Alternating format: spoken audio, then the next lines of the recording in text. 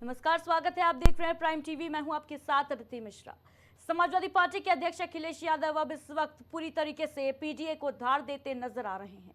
जिस तिलिस्म से उन्होंने लोकसभा में बीजेपी का यूपी में विजय रथ रोका था, वो उसी तिलिस्म से विधानसभा चुनाव में भी खेल करते देखे जा रहे हैं। रिपोर्ट देखिए। अखिलेश का पीडीए रथ तैयार, 27 में सपा का होगा बेड़ा पार। कैसे पार होगी सत्ता की डगर, राजभर वोट पर अखिलेश की नजर। 27 के चुनाव में भले ही अभी समय बाकी हो, लेकिन सियासतदानों ने अभी से अपनी बिसात बिछाना शुरू कर दी है। ऐसे में भाजपा के कड़े प्रतिद्वंदी के रूप में देखे जाने वाले अखिलेश ने भी अभी से किलेबंदी शुरू कर दी है। बीजेपी के वोटर्स का बड़े स्तर पर ध्रुवीकरण करने वाले अखिलेश अब एक और लंबे वोट बैंक की ख्वाहिश में दिखाई दे रहे हैं। दरअसल अखिलेश यादव ने प्रेस कॉन्फ्रेंस के दौरान ऐसा कुछ कह दिया कि मिर्ची सुबह सपा के राष्ट्रीय प्रवक्ता अरुण राजभर तक को लग गई। खैर, लगनी तो तय भी थी, क्योंकि उन्होंने राजभर की नस पर जो वार किया है। सबसे पहले सुनिए कि अखिलेश ने क्या कुछ कहा। जिस तरीके से इनके समाज ने और इनके साथ साथ पीडीए समाज ने हमें लोकसभा में और पिछले विधानसभा में जो सहयोग और समर्थन दिया था, हमें उम्मीद है कि आने वाले समय में जब 2027 में हम लोग चुनाव लड़ने जा रहे हैं, इनके समाज का पूरा समर्थन हम समाजवादियों के साथ होगा। बहुत बहुत धन्यवाद। समाजवादी पार्टी के मुखिया अखिलेश यादव को ये बयान देते देर नहीं लगी कि सुबह सपा की तरफ से उनके बयान का पलटवार भी आ गया।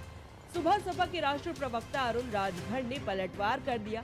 समाजवादी पार्टी के मुखिया श्री अखिलेश यादव जी आज अपने दफ्तर में कुछ लोगों को बुला करके कह रहे हैं कि हमारी सरकार बनेगी तो महाराजा सुहेलदेव की मूर्ति हम रिवर फ्रंट पर लगवाएंगे।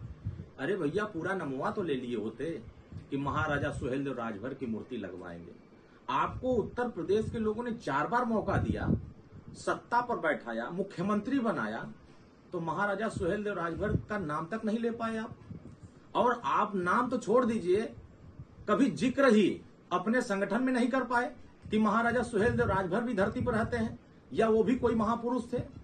27 अक्टूबर सन 2002 को जब माननीय ओम प्रकाश राजभर जी ने संघर्ष करके रास्ते पर महाराजा सुहेलदेव राजभर को पाताल लोक स्तर के ला करके आपके बीच में रखा और पूरे देश के लोगों में ये संदेश दिया कि इस देश की राष्ट्र की रक्षा, इस देश की संस्कृति की रक्षा, इस देश के भारत की सुरक्षा और विदेशी आक्रांताओं से लड़कर के इस भारत को 165 वर्ष तक सुरक्षित करने का काम किसी महापुरुष ने किया, तो उस वीर योद्धा का नाम है महाराजा सुहेलदेव राजभर। आप आजमगढ़ जिले से आते हैं, आपने महाराजा सुहेलदेव राजभर के नाम पर बनने वाले विश्वविद्यालय को कितनी बार रोका? आपकी सरकार थी तो आप तो किसी और का विश्वविद्यालय बनाने पर रोक लगा रहे थे, आप तो बनाना भी नहीं चाह रहे थे। और हमारी सरकार जब एनडीए सरकार आई तो आजमगढ़, जहां से आप सांसद चुने गए, माननीय स्वर्गीय मुलायम सिंह यादव जी सांसद चुने गए, आपके 10 विधायक भी रहे, आपके 4 एमएलसी भी रहे। आप तो महाराजा सुहेलदेव राजभर के नाम पर जो मेडिकल कॉलेज विश्वविद्यालय बन रहा था उसको भी रोक लगा रहे थे, नहीं बनने दे रहे थे। यही आपका चेहरा था, यही आपका असली चेहरा था। सियासत में वोट बैंक बड़े बेशकीमती होते हैं, इसीलिए हर एक नेता अपनी कौम का खुद को रहनुमा बताते नहीं थकता।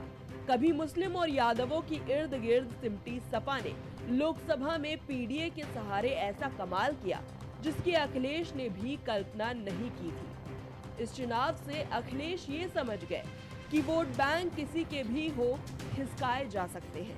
पिछड़े दलित वोटर्स को अपने पाले में लाने वाले अखिलेश अब राजभर वोटर्स पर अब अपनी नजर गड़ाए हुए हैं। चलिए समझते हैं कि आखिर राजभर वोटर्स क्यों इतने अहम हैं। किन जिलों में राजभर वोटर्स का दबदबा? वाराणसी, चंदौली, गाजीपुर, मऊ, बलिया, आजमगढ़, देवरिया, बलिया, जौनपुर, गोरखपुर, कुशीनगर, श्रावस्ती, बहराइच, अंबेडकर नगर, बस्ती, संत कबीर नगर, अयोध्या, महाराजगंज, सिद्धार्थनगर। ये वो सीट है जहां राजभर समाज अपना दबदबा रखता है और अखिलेश इसी की ख्वाहिश में ही महाराजा सुहेलदेव की मूर्ति लगाने के लिए आतुर नजर आ रहे हैं। देखना ये अहम होगा कि आखिर राजभर वोट की लड़ाई में जीत किसकी होती है।